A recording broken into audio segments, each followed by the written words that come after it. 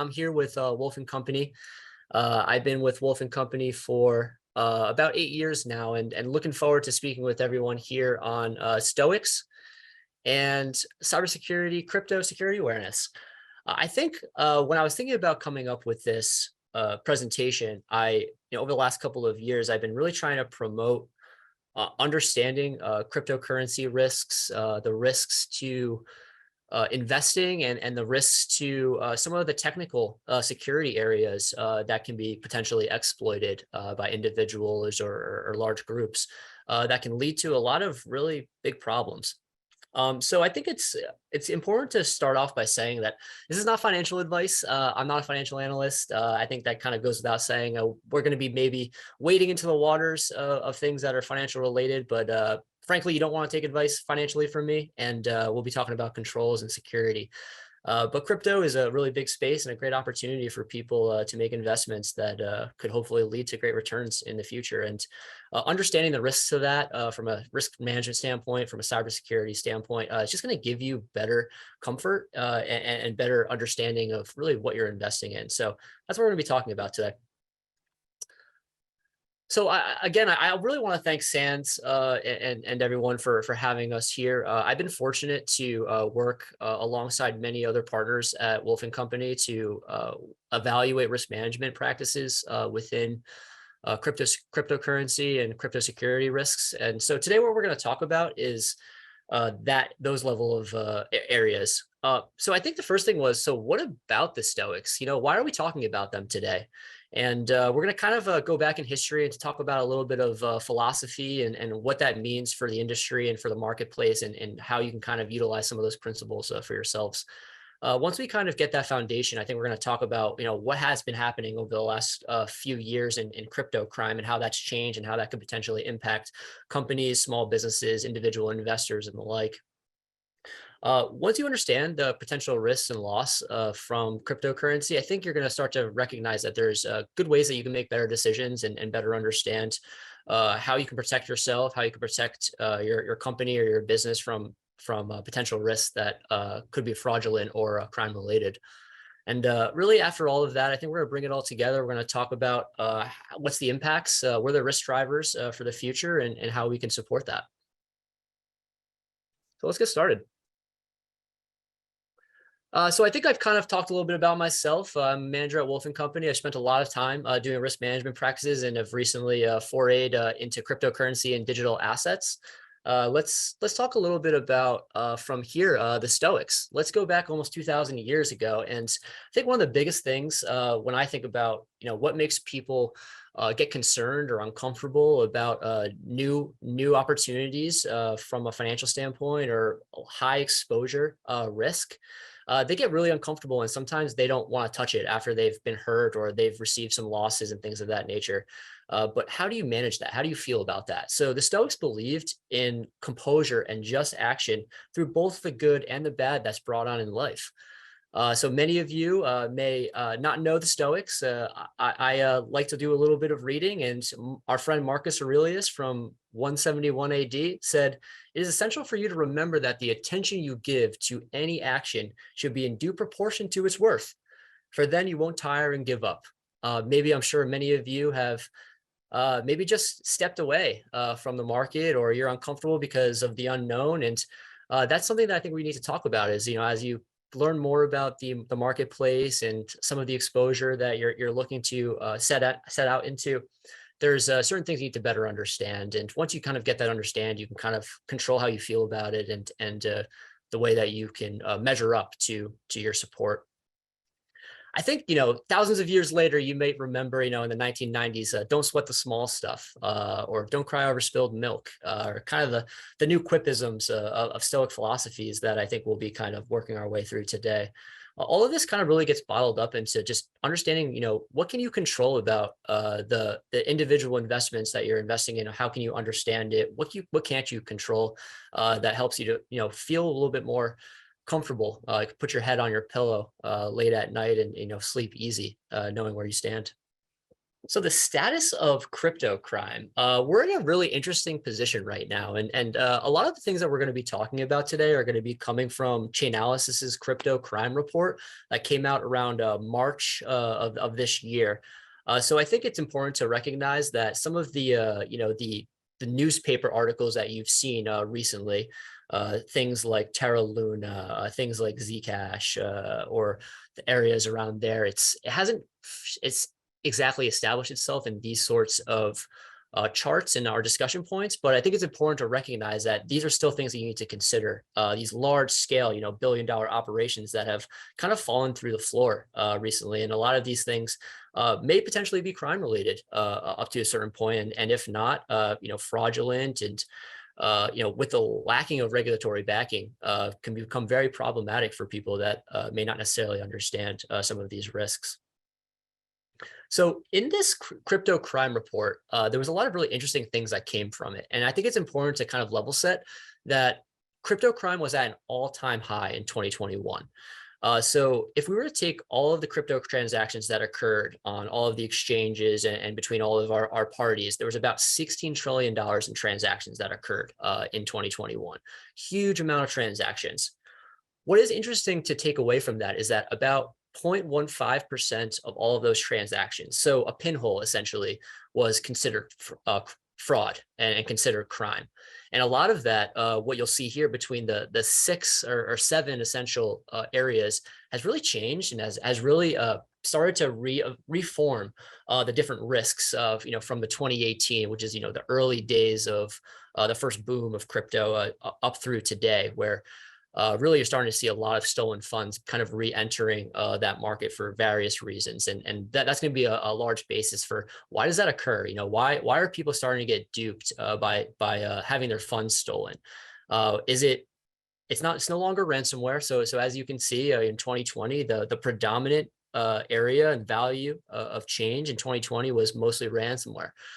This year, almost over 500% increase in value of change in the amount of crypto crime that occurred was around stolen funds. And that's going to be around things like crypto jacking, rug pulls, flash loan attacks, a lot of unbacked and unregulated, uncollateralized loans that are happening in DeFi markets are being exploited, especially around smart contracts, especially around operators that are utilizing smart contracts. And the stolen funds are wiping out many people's monies or other investors, and it's really taking them out of the market.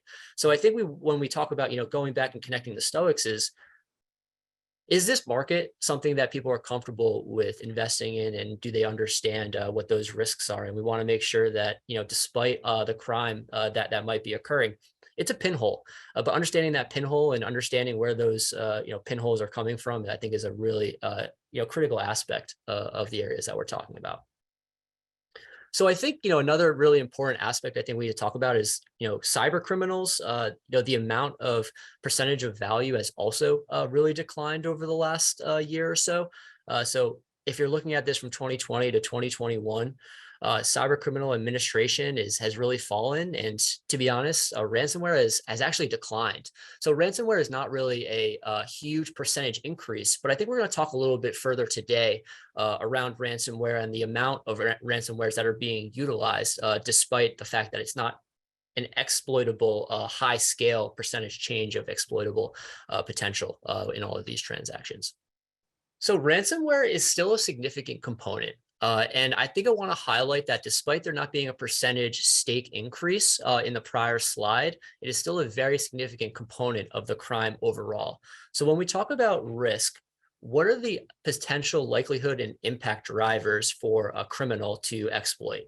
In the last slide, we talked a lot about stolen funds. So ransomware is really an activity that allows a particular entity to either stop an organization from performing certain activities like denial of service and things like that, and forces them to trade cryptocurrency for access to their environment again. And that can work in many different ways. What you're seeing here over the last 10 years from a cryptocurrency standpoint is that the amount of strains that are potential to be utilized has increased 100-fold over the last decade, and namely over the last 5 years has essentially doubled. So if you see, kind of look at, the boom for crypto, so to speak, 2017, 2018, over on this right tab, around 75 strains or so were active at that point. Now, at this point, as of 2021, it's essentially doubled, around 145 different types of active strains. So the amount of types of potentially exploitable ransomware strains that could attack organizations, entities, individuals has expanded by twofold. And what that means for an individual or organization is that the vector of attack has basically doubled, right? Is you have to be really particular and careful about the vulnerabilities that a ransomware strain can come enter you and potentially, create a denial of service attack or some sort of availability issue that you may be forced to, pay. And that's something that we want to avoid. But at the same time, I think it's important to recognize that this is not the pathway that the advanced persistent threat, when we talk about cybersecurity, advanced persistent threat, the people that are the bad guys that are spending their entire days trying to figure out how they can exploit smart contracts or cryptocurrency exchanges and things of that nature. They're not really utilizing ransomware, but it still is an attack that is expanding. So that's something that I really think that it's important to recognize and to understand, despite sometimes in the charts you may see that it's not a percentage increase in volatility. So kind of circling back to this left to this left chart is the amount of value received by ransomware addresses over the last 5 years. So I think I kind of want to continue driving home the point that in the last slide, and I'll go there just to kind of draw that that comparison, is that you see ransomware in 2020, high percentage change in value, but this year, low percentage change in value. So over the last, between 2020 and 2021, people are not necessarily receiving high volume changes, percentage changes in the ransomware execution, but the activity for which that you see that ransomware has expanded quite a bit. So it's still a vector of attack, and it's still something that you need to recognize. And that's something that we want to make sure that we're, putting in front of you. So what do you do about that? And for a lot of individuals, a lot of it comes down to patching and vulnerability management, asset management, understanding what are the quote unquote loopholes in your organization that can allow a company or a bad actor to try to intercept network assets and to stop them from working, stop your network, and to ask for money to turn them back on. The other areas I think is sometimes important is how a bad actor may access that information and may access networking points and endpoints to allow them to see and get visibility and what could potentially be exploited by a ransomware strain.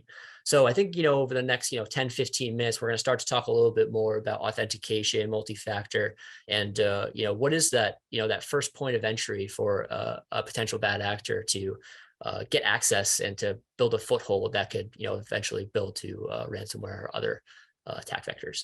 So kind of drilling in a little bit more about the status of crypto crime is code exploits in particular have become a rampant problem for basically all organizations.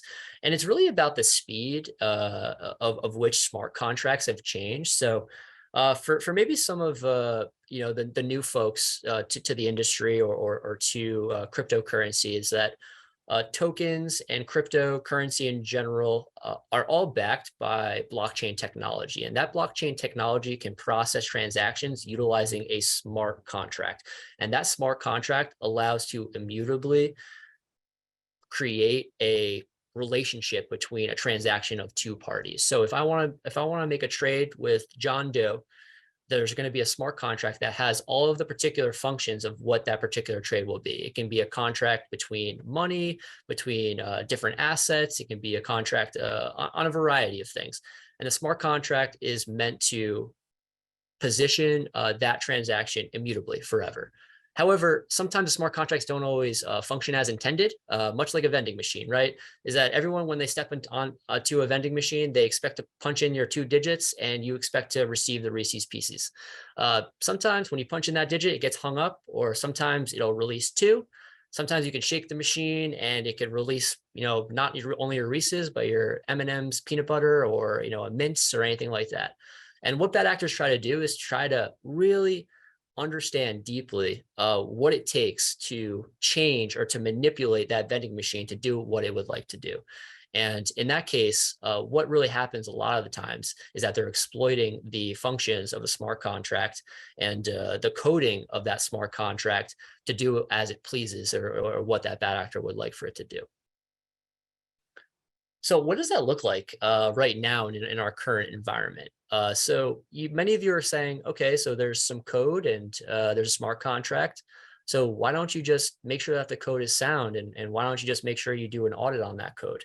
And in many cases, yeah, that does help, and that does support the cryptocurrency's legitimacy, so to speak, from a functionality perspective. However, there's many different smart contracts all throughout a tech stack with these very complex cryptocurrencies and these complex tokens. And code is constantly changing, right? There's developers, there's individuals that are looking to change, enhance, or modify the functionality so that it can serve new purposes. And that happens a lot, right? And how frequently are these companies performing these smart contracts? Who's performing the smart contracts audits for these companies? And what are they finding, or what are they learning? And that's something that we like to speak to a lot of our clients and prospects about as well, is that do they understand that the changes that occur within code need to be managed and evaluated very frequently to protect your customers and your potential investors, but also the other stakeholders that become part of that area of investment. So what you're seeing here is kind of some pretty eye-opening statistics in my perspective. 30% of code exploits, so 3 out of 10, have occurred on a platform that has been audited in the last year.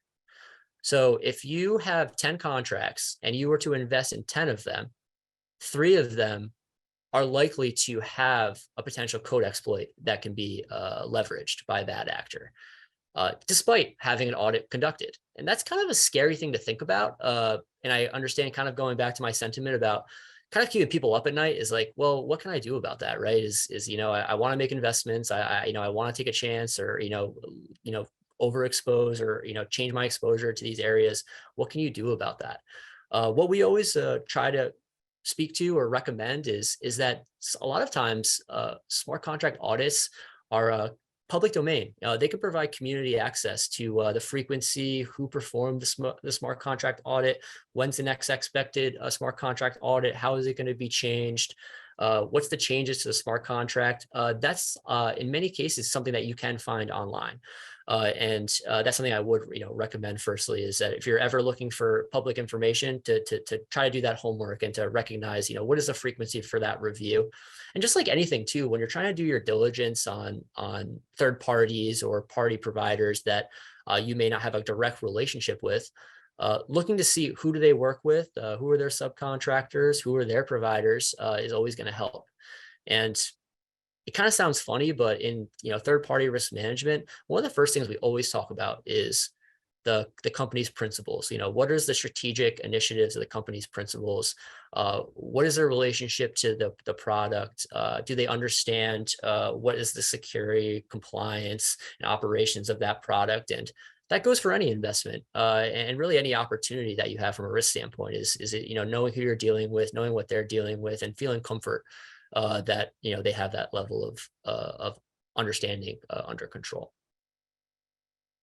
So the second area I think is kind of even more surprising to me after I've been doing a lot of this research and assessment, is the amount of flash loan attacks that have occurred that have also had an audit conducted in the last year.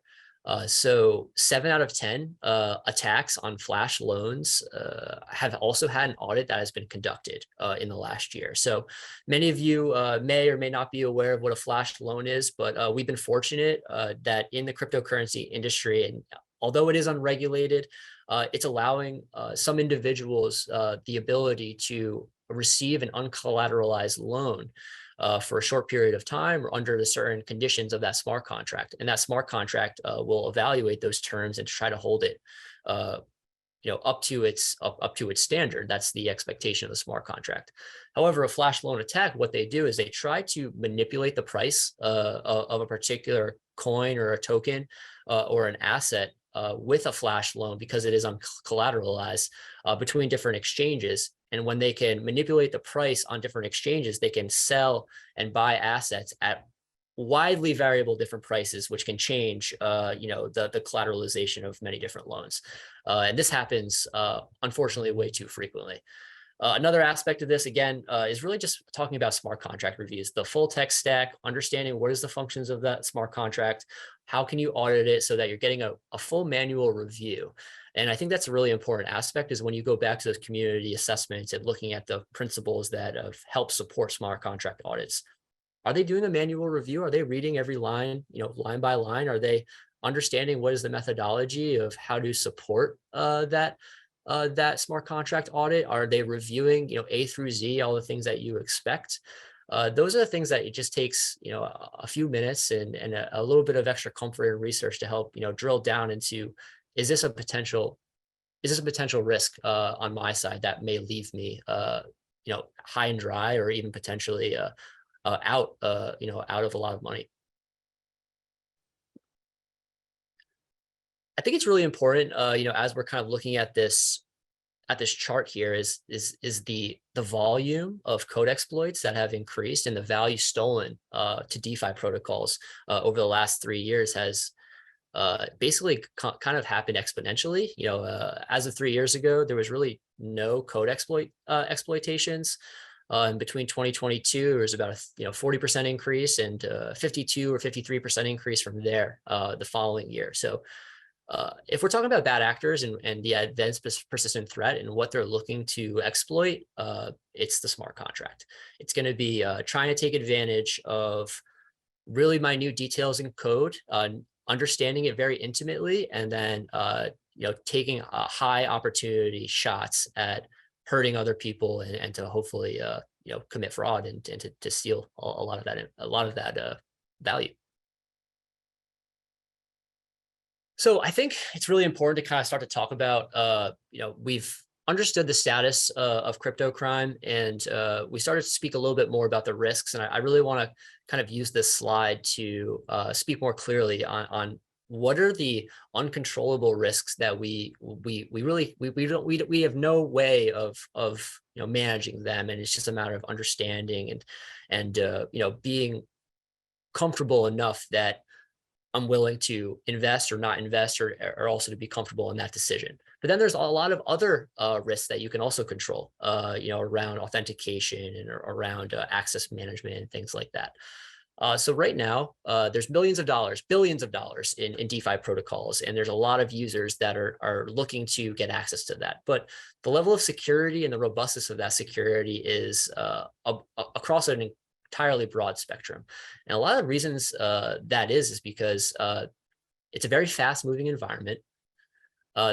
It's unregulated. So those two things together really makes a pretty potent cocktail, is that if something's moving so fast and there's also not a way for it to have a grounding and to have a foundation in security, compliance, and operations, things can, for a lot of different companies, can kind of get over their skis.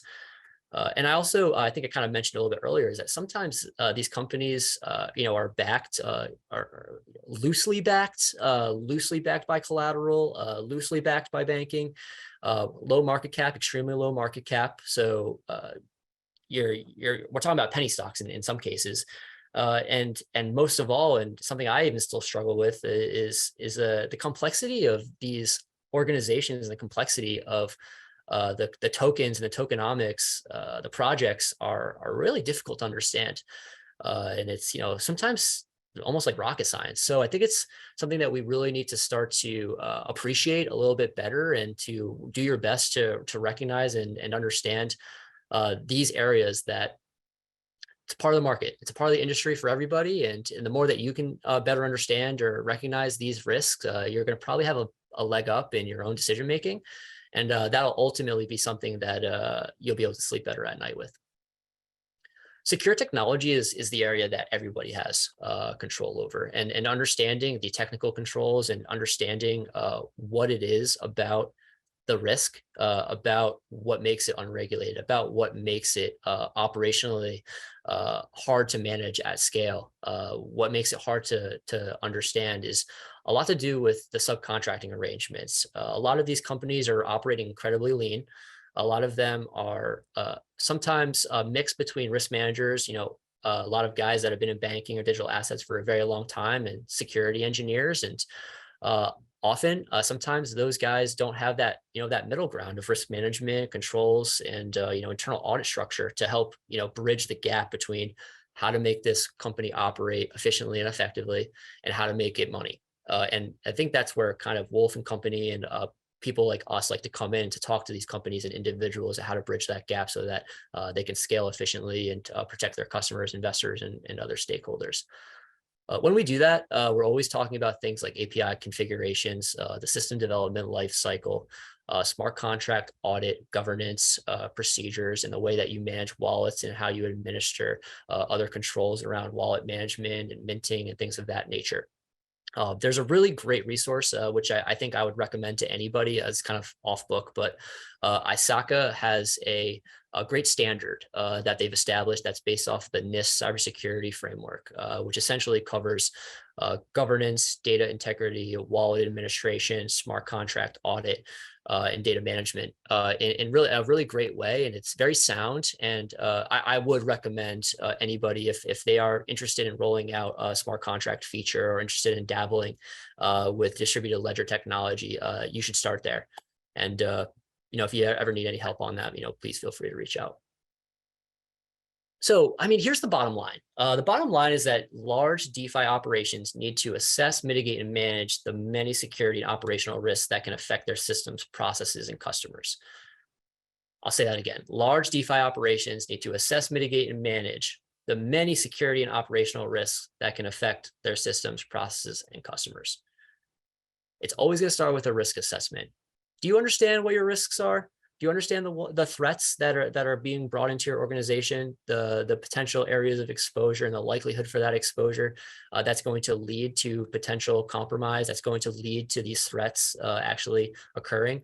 In a lot of cases, when we speak to a lot of customers, clients of ours that are really excited about the operations and the development of their products. Sometimes they can sometimes leave the risk management tactics by the wayside. And it's, in our perspective, a superpower of stakeholders and individual investors or people that are looking into this industry to appreciate this and to start to ask these questions or start to do their research and their homework on if the organizations, the principals, the managers of these projects are kind of in line and in tune with these sorts of risks and what the impacts to you and to many of their other customers could actually be.